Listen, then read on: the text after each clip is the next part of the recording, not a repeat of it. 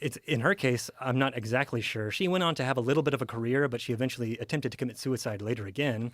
That was unsuccessful. Then her and several of the victims of Ewan Cameron's experiments in the 1980s, they ended up suing the CIA for supporting Ewan Cameron.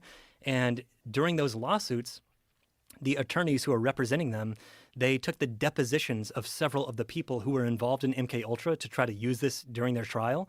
So they took the depositions of Sidney Gottlieb, Robert Lashbrook, Richard Helms, the head of the CIA, and many of the victims who were victims of all this. And that's basically the basis for my book. I found thousands of pages of these depositions. That's just verbatim transcript of these people talking about either what they did or what was done to them. And so I'm using that throughout the book to explain here's what they're doing in their own words, or here's what was done to them in their own words. Wow. Well, so what was the result of the trial?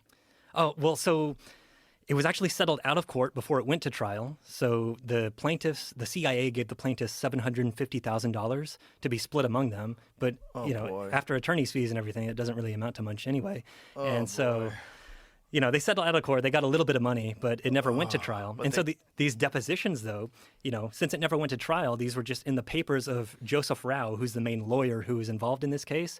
And when he passed away, his papers were donated to the Library of Congress that had all these thousands of pages of depositions in there, 823 pages of which are Sidney Gottlieb testifying about what he did in MK Ultra. And so I was rooting around the Library of Congress and happened to find them. So that's how I found basically the basis for what this book is. Wow.